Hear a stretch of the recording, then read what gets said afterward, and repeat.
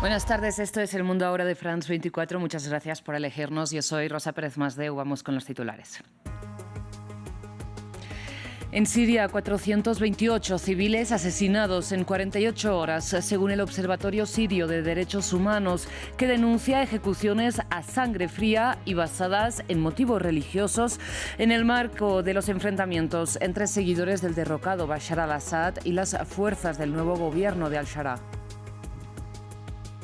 Preacuerdo de gobierno en Alemania. Los conservadores de la CDU-CSU, que ganaron las elecciones de febrero, alcanzaron un pacto con los socialdemócratas. Las fuerzas de Friedrich Merz y de Olaf Scholz discutirán ahora el plan de gobierno antes de anunciar la coalición.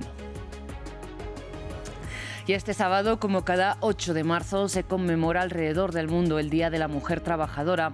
Revisamos en esta edición el panorama en México, un país con altos índices de violencias machistas que, sin embargo, el año pasado hizo historia al elegir a su primera mujer presidenta, Claudia Sheinbaum. Tenemos análisis.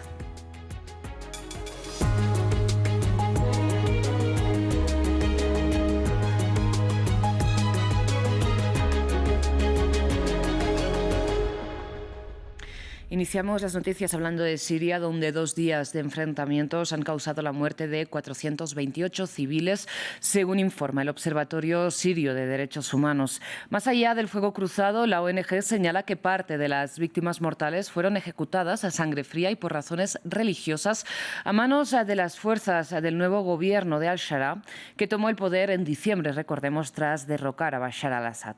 De hecho, estos enfrentamientos iniciaron cuando el jueves seguidores del expresidente alawita se levantaron contra los nuevos dirigentes del país. El informe es de Amal Ben Othman. En solo 2 días, la violencia se ha intensificado en las costas de Siria. Desde la huida de Bashar al-Assad a Rusia en diciembre de 2024, las tensiones sectarias han aumentado. Y según el Observatorio Sirio de Derechos Humanos, las represalias contra los alawitas han alcanzado un nuevo punto crítico. Durante décadas, la minoría alawita a la que pertenece el clan al-Assad ha estado estrechamente ligada al antiguo régimen sirio. Con el inicio de la guerra civil en 2011, los alawitas se convirtieron en la columna vertebral de los servicios de seguridad y el ejército, aunque pagaron un alto precio, ya que primero fueron carne de cañón en el ejército del Assad y ahora son blanco de represalias. Los alawitas son una rama heterodoxa del chiismo que venera a Ali, yerno de Mahoma. Su doctrina, nacida en el siglo IX en Irak, mezcla chiismo, cristianismo bizantino y creencias helenísticas. Hoy representan cerca del 12% de la población siria y viven sobre todo en el noroeste, en la costa y las montañas de la Taqiyya. Los alawitas practican su fe en privado, rezan en casa y rara vez en mezquitas. Solo los hombres son iniciados en la doctrina. Las mujeres no llevan velo, el alcohol está permitido y no siguen el ayuno del Ramadán ni la peregrinación a la Meca. Creen en la reencarnación y celebran una Eucaristía con pan y vino. Aunque en 1936 el gran muftí de Jerusalén reconoció a los alawitas como musulmanes, los sunitas los siguen viendo como herejes.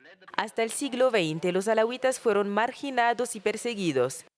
En las décadas de 1940 y 50 comenzaron a integrarse gracias al partido Ba'ath y su nacionalismo laico, y con Hafez al-Assad en el poder consolidaron su control del Estado.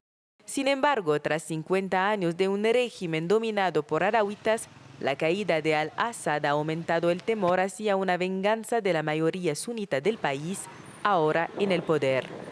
Cambiamos de tema. Irán rechazó la propuesta de Donald Trump para renegociar un nuevo pacto nuclear. El ayatolá Ali Jamenei señaló que Estados Unidos solo quiere imponer sus demandas y que Irán no las aceptará.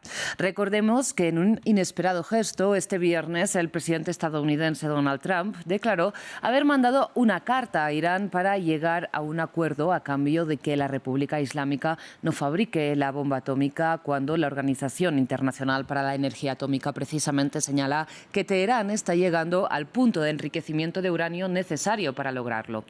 Además, en enero, Trump firmó un memorando para endurecer la política exterior contra Irán y en 2018, durante su primer mandato, de hecho, se retiró unilateralmente del pacto nuclear negociado por Barack Obama.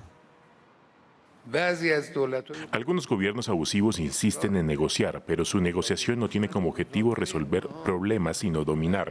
Su planteamiento es: negociemos para imponer lo que queramos a la otra parte sentada en la mesa. Si lo aceptan, estupendo. Si no, armaremos un escándalo, diciendo que se distanciaron de la mesa de negociación y se alejaron de las conversaciones. De Irán pasamos a Alemania porque los conservadores y los socialdemócratas llegaron a un preacuerdo de gobierno. Este sábado los representantes de la CDU-CSU y de la SPD sentaron las bases ya de su alianza. Tanto la fuerza de Friedrich Merz, quien asumiría el liderazgo del gabinete, como el de Olaf Scholz, el canciller saliente, coincidieron en la necesidad de diseñar una nueva política fiscal y también de defensa. Ahora ambos partidos empiezan negociaciones oficiales con el objetivo de tener un nuevo ejecutivo para Semana Santa.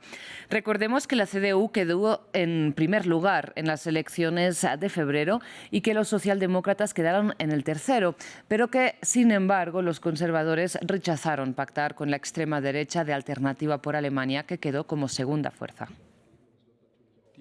Hemos elaborado un documento exploratorio conjunto y hemos llegado a un acuerdo sobre una serie de cuestiones. Antes de entrar en detalles, me gustaría decir que todo esto se ha desarrollado en los últimos días en un ambiente muy bueno y muy cordial, con debates sobre cuestiones individuales, pero juntos con la convicción de que tenemos una gran tarea por delante, de que pronto necesitaremos un nuevo gobierno en Alemania con una mayoría parlamentaria, y de que todos somos conscientes del gran desafío que tenemos ante nosotros. Se trata sobre todo de la situación internacional, pero también de la Unión Europea y de los desafíos que afronta toda Europa.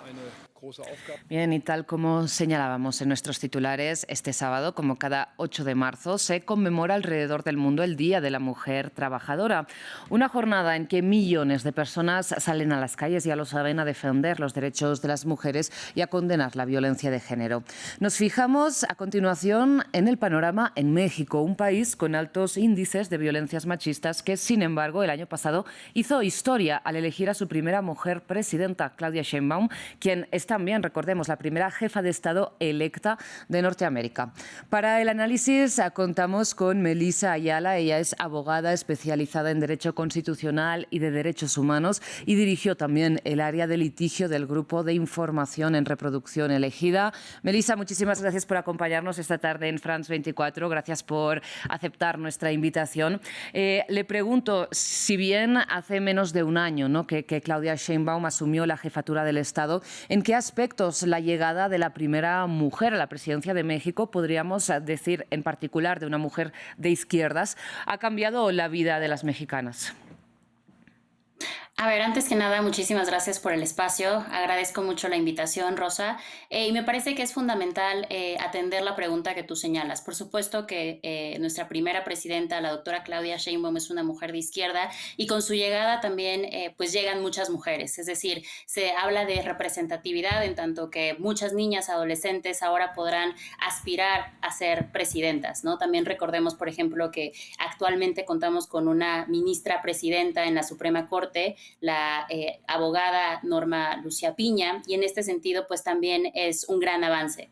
Y vaya, creo que a pesar de que nos encontramos en un gran momento en términos de representatividad, también existen muchos retos a los cuales este sexenio se enfrentará, siendo uno de ellos, por supuesto, los altos índices de violencia en contra de las mujeres.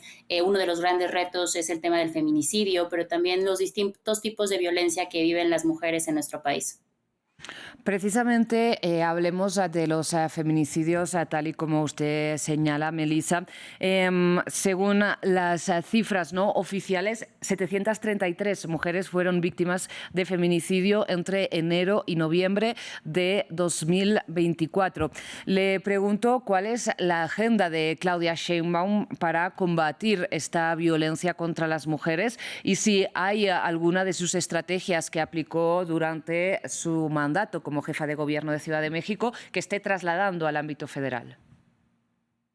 Esta me parece que también es una pregunta toral. Una de las primeras reformas que impulsó la presidenta Claudia Sheinbaum fue justamente en la materia de feminicidio. Esto retoma mucho de lo que ya ha dicho la Suprema Corte en nuestro país y de manera muy particular se señaló en primer lugar que todas las muertes violentas de las mujeres deben de investigarse con perspectiva de género. Y esto por supuesto que es sumamente importante. Hay que recordar que en nuestro país existió el caso de Mariana Lima Buendía, fue un caso sumamente importante y un parteaguas en nuestro país, en donde se determinó que desde el Ministerio Público, la Policía de Investigación, hasta las personas juzgadoras que dictan sentencia, cuando existe un caso de muerte violenta de una mujer, se tiene que investigar como un posible feminicidio, ¿no? Y esto, por supuesto, que es un enorme avance. Y más allá de lo que es ya la investigación, una vez el feminicidio pues ya se ha cometido, ¿cuáles serían las formas de, digamos, atacar a la prevención de este tipo de crímenes? ¿Por qué es tan violento México contra las mujeres? Esto también es fundamental y no únicamente creo que es importante hablar de la llegada de la primera mujer presidenta, pero también creo que es fundamental hablar de la creación de la Secretaría de las Mujeres en nuestro país.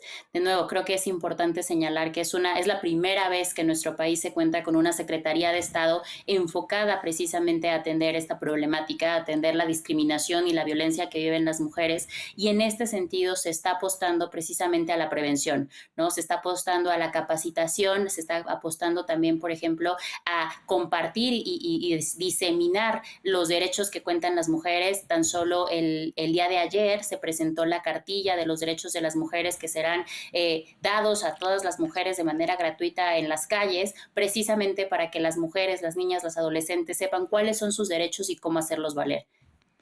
Y Melissa, lamentablemente nos estamos quedando sin tiempo, pero le pregunto si por parte de la presidenta Claudia Sheinbaum ha habido un cambio de enfoque en lo que va a ser la gestión de la seguridad pública de las marchas de este 8 de marzo, porque hemos visto niveles de muy alta represión en manifestaciones de años anteriores. ¿Esto cambiará con la primera mujer presidenta? Esperemos que así sea.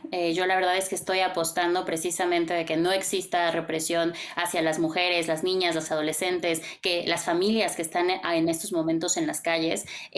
Hay que recordar también, pues vaya, tenemos la Secretaría de las Mujeres, tenemos muchas mujeres en este momento que están liderando no solamente secretarías de Estado, sino también que se encuentran dentro del Congreso, dentro de los congresos locales. Entonces yo esperaría que sí. Sin embargo, hemos visto que existen, desde ayer se pusieron varias vallas protegiendo distintos monumentos históricos. Esperemos que esto sea lo único que haya y que no nos encontremos en espacios de encapsulamiento. Sin embargo, también comentarte que muchas abogadas y muchas personas ya han puesto a disposición de las mujeres mexicanas demandas de amparo para que en caso de que esto llegue a ocurrir, se pueda presentar la demanda de amparo de manera inmediata y se le obligue a los policías eliminar este tipo de encapsulamientos. Melissa, pues muchas gracias por compartir esta información y todo su análisis con nosotros aquí esta tarde en France 24. Muchísimas gracias y que tengan un excelente día. Actualizamos a continuación la información sobre la salud del Papa Francisco. Después de no emitir ningún comunicado el viernes, este sábado el Vaticano declaró que el pontífice está experimentando una ligera y gradual mejoría en los últimos días, lo que significa que responde bien al tratamiento por su neumonía. Cerramos en Gabón porque el jefe de la transición presentó oficialmente su candidatura a las elecciones presidenciales de abril. Más detalles en este informe de Mariam Koné. Con la presentación de su candidatura este sábado, concluye el procedimiento de inscripción para las elecciones presidenciales de Gabón. Brice Oligui Nguema, presidente del gobierno de transición que llegó al poder tras un golpe militar que derrocó a la dinastía Bongo, acaba de presentar su nombre para las elecciones del 12 de abril. Hoy y desde el 27 de febrero de 2025 soy apto para la política e incluso para el cargo supremo. El 3 de marzo, el militar que puso fin a 55 años de gobierno de la familia Bongo y que se ha esforzado por crearse una imagen positiva y acogedora, alejada de la rigidez militar de sus primeros días al frente del país, anunció su candidatura durante un discurso en Libreville, la capital del país. est celle d'un Gabon. Mi visión es la de un Gabón que resurge de sus cenizas, donde cada ciudadano tiene la oportunidad de participar en la creación de la riqueza nacional y de beneficiarse de las facilidades y frutos que de ello se derivan. Et de bénéficier des équipements et des fruits qui en résultent. Brice Oligui Nguema había prometido devolver el poder a los civiles. En las filas de la oposición se le acusa de no representar una verdadera ruptura con el régimen depuesto y sobre todo de querer confiscar el poder. El referéndum ha sido un indicador real. El 70% de abstención muestra, revela que nadie quiere a Oligui y a sus militares del CTRI. La campaña electoral debe comenzar el 29 de marzo. El decreto que fija la fecha de las elecciones presidenciales no precisa la fecha de la segunda vuelta prevista por la Constitución en caso de empate.